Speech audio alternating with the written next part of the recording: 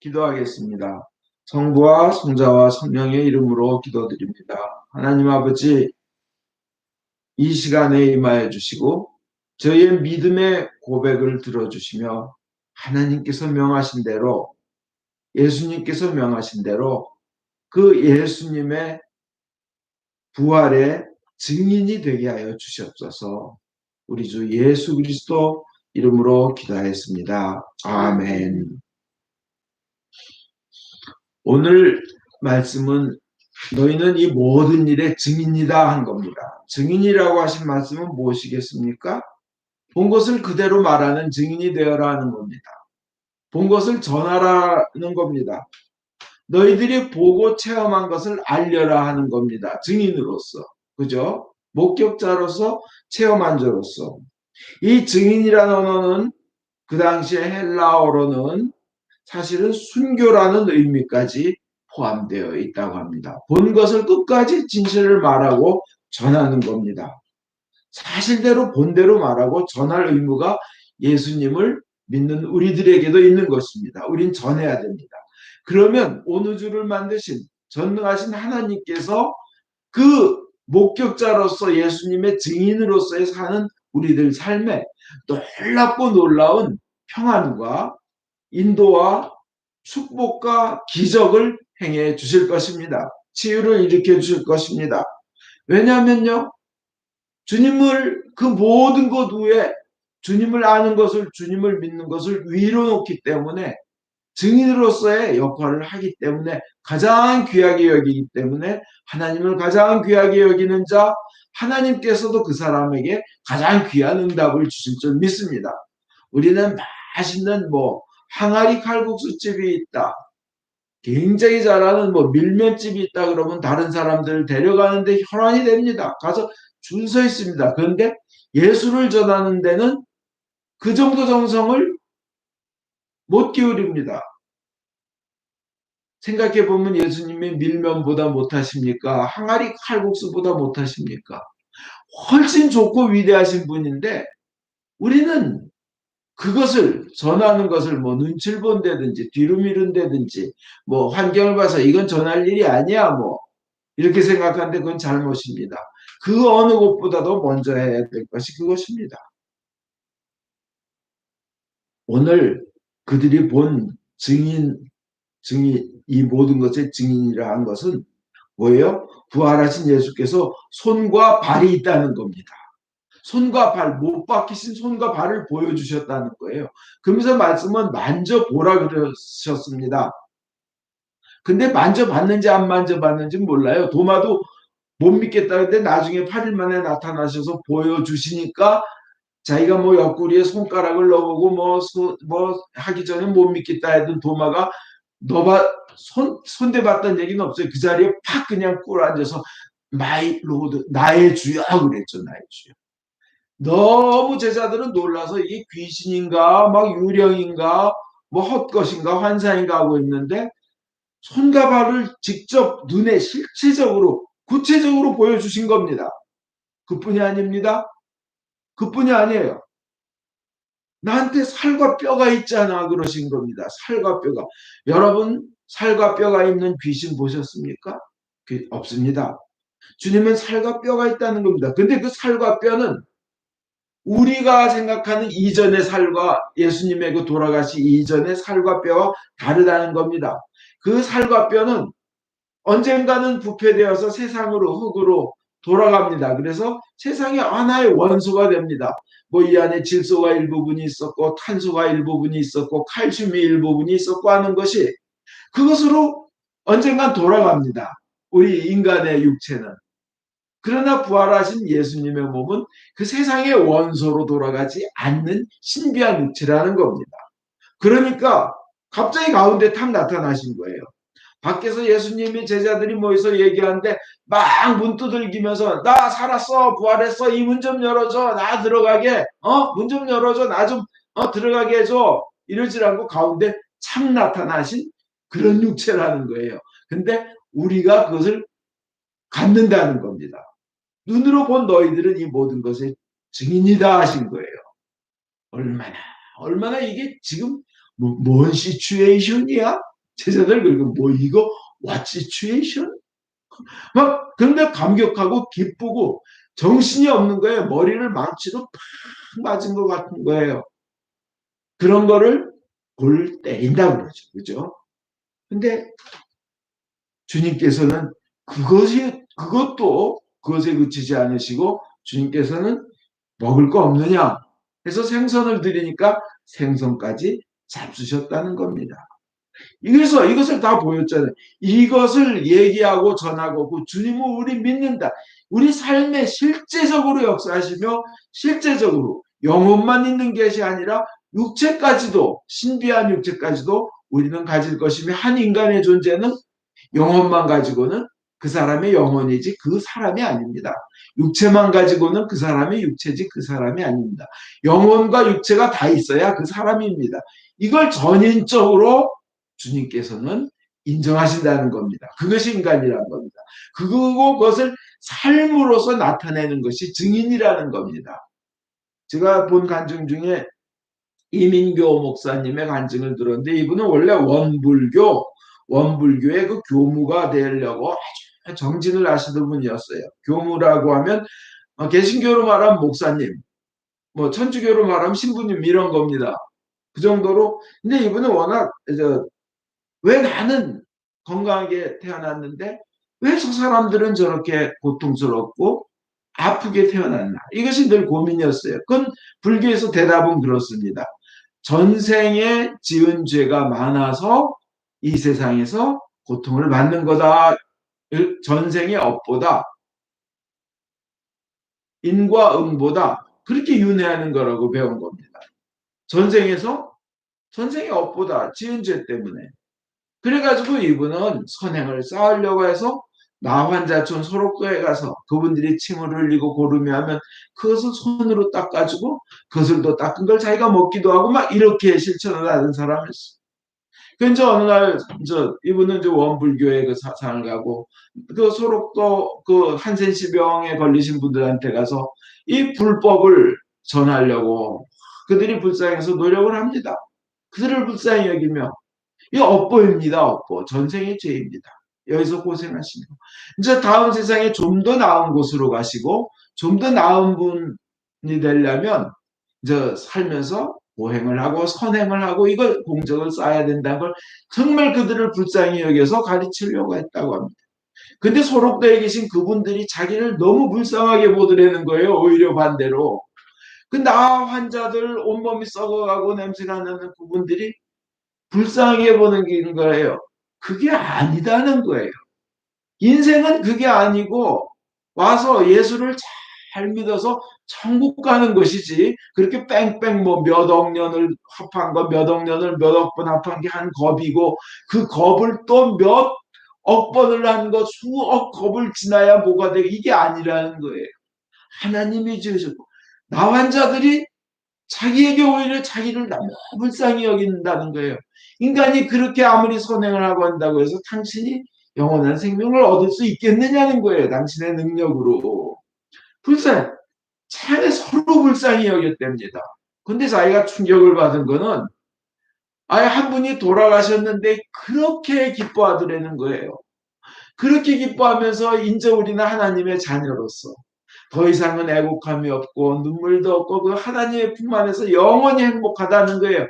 그러면서 부활한 몸, 신비한 몸, 건강한 몸을 가지고 우리는 살 거라면서 기뻐하면서 며칠 후 요단강 건너가 만나리 너무 기뻐하면서 그 돌아가신 분들도 예배가 천국 환송식이라고 딱 천국에 잘 가시라고 환송식. 우리도 처음 가서 지금은 우리가 여기서 찬송 부르지만 얼마 후에는 저 강 건너 저쪽에 우리가 같이 서서 찬송을 부를 거라 함께 찬송을 부를 거라는 기쁨으로 그렇게 사람이 죽었는데 기뻐하는 걸 보고 충격을 먹었대요.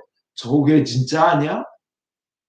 여러분 그분들은 비록 한센시병에 걸려서 나환자로서 고통을 가지고 있지만 기뻐하는 삶을 살고 하나님을 전하는 삶을 살고 있는 예수님을 전하는 삶을 사시는 겁니다. 그게 증인의 삶입니다. 기회가 닿든 안 닿든 환경이 좋건 안 좋건 여건이 되건 안 되건 전하는 것, 그런 거예요. 그 이분이 법당에 들어와 가지고 딱 좌선을 하고 하고 있는데 법당 안에서 앞에 부처를 모셔놓고 하는데 귀에서 며칠 후 요단강 건너가 만나리 하고 그들한테서 들은 찬송가가 다 떠오르더라는 거예요. 그래서 그 앉아서 좌선하다 말고 자기도 며칠 후 요단강 건너가 만나리. 맞아, 그게 진짜다. 무슨 몇 억이고 그게 진짜다. 그래가지고 예수를 믿기로 정하고 결국은 지금 목사님이 되어 계십니다. 여러분, 여기서 중요한 건 뭐예요? 이 한센시병에 걸리신 나환자분들이 증인으로서의 삶을 산다는 겁니다. 예수를 믿는. 우리도 그런 삶이 필요합니다. 환경이 닿든 안 닿든. 오늘 복음의 배경이 어떻게 됩니까? 복음의 배경이요. 오늘 여러분 읽은 복음의 배경은 그 자리에 갑자기 예수님이 나타나셨는데 그 이전에 돌아가신 예수님 막달라 마리아에게 나타나셨대요. 그리고 어떤 여자들한테 다른 여자들한테 나타나셨어요. 세 명한테. 그래서 제자들한테 그 얘기를 하니까 대부분의 제자들은 여자들이 드디어 맛이 갔구나. 돌았구나. 이 여자들 옛날부터 그랬지. 헛것을 봤지. 어떻게 그렇게 처참하게 죽은 것까지도 확인했는데 3일이나 지났는데 어떻게 다시 살아나. 다들 이런 마음이었어요. 시몬한테도 나타났는데 직접 보지 못했고 그래서 좌절이요. 좌절. 슬픔과 그리고 초조. 어떡하다는. 그 다음에 앞날에 대한 이 고민, 근심으로 꽉 차 있었어요. 그 중에 이제 직계 제자는 아니지만 그래도 예수를 따르던 두 사람이 하나는 글로바고 또 한 사람이 엠마오라는 곳으로 가고 있었습니다. 엠마오는 예루살렘에서 예수님이 돌아가신 예루살렘에서 7마일 정도, 약 10km 정도 떨어진 곳이었어요. 그것으로 가고 있었는데 가면서 막 슬픔에 잠겼어요. 그럴 수가 있어, 어떻게? 그렇게 마귀를 쫓아내신 분이 어떻게 그렇게 허당하게 돌아가셔? 우리는 어떻게 될 건가? 그렇게 믿었는데 막 슬픔, 좌절, 막. 근데 갑자기 옆에 한 분이 같이 걸으시면서 구약에 대한 얘기, 예수님이 살아계셨던 얘기를 다 하는데 이상한 거예요. 가슴이 뜨거워지는 거예요.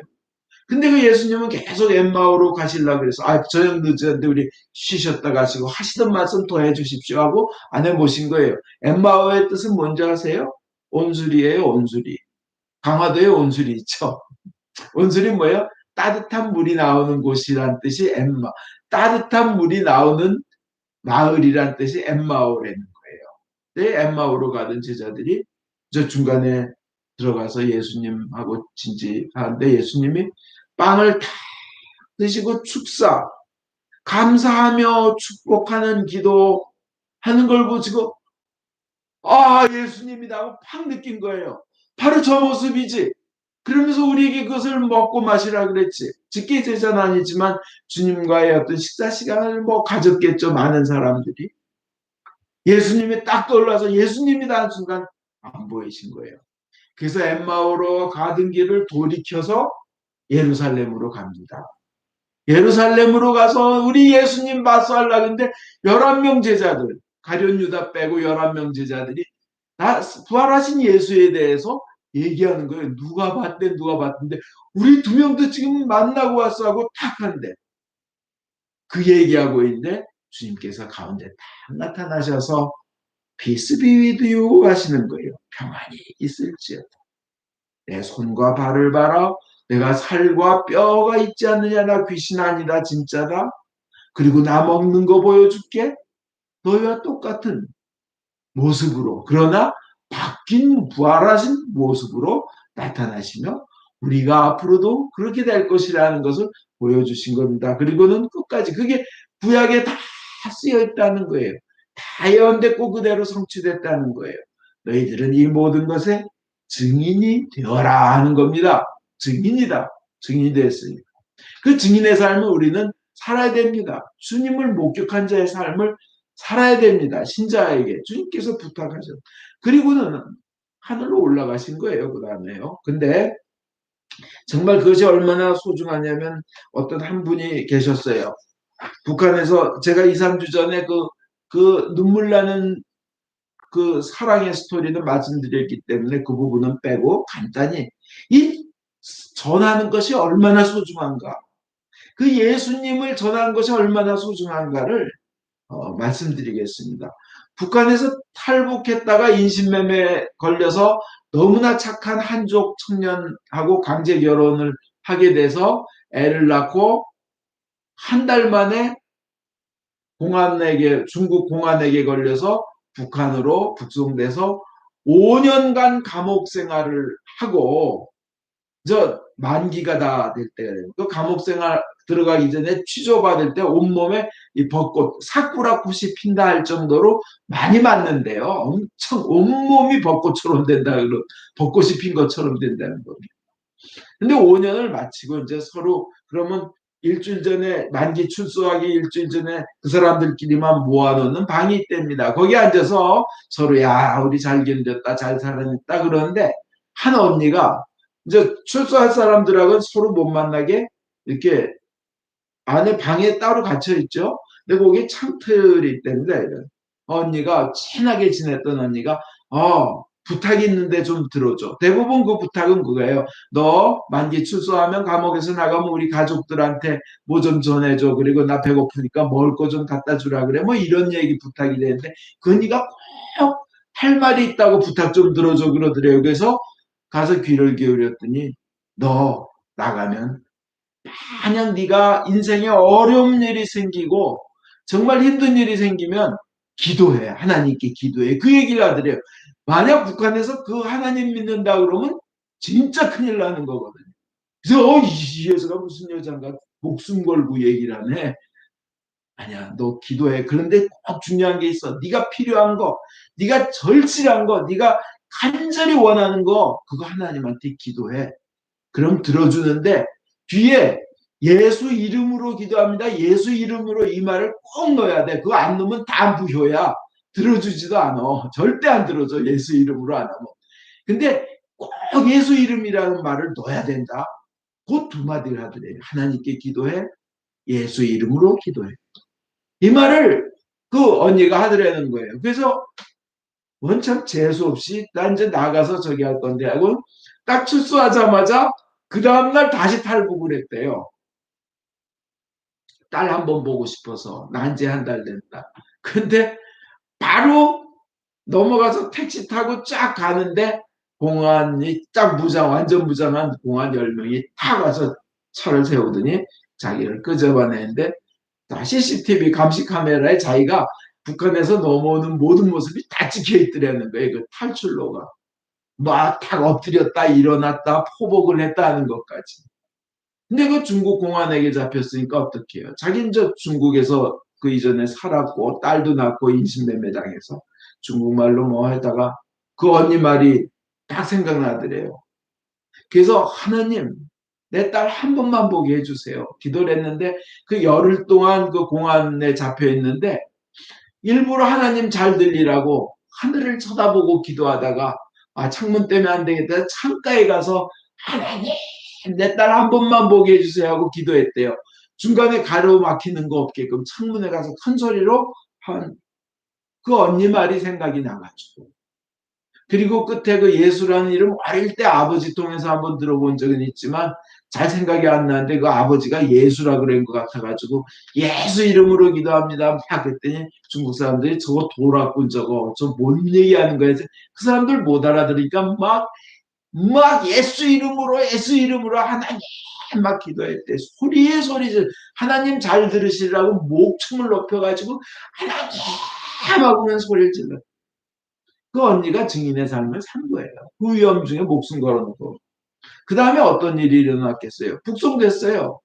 중국에서 북송으로 되는데 그래서 취조를 받는데 거기서 이제 몇십 년으로 갈 거냐, 뭐 어떤 저 험한 곳으로 갈 거냐, 뭐 정치범 수용소로 갈 거냐 이제 정해지는데 취조를 받을 때는 자기는 이제 기도했으니까 백이 생겼으니까 뭐 또 5년 살았는데 뭐 그건 취소받을 땐 고개를 못 들게 돼 있답니다.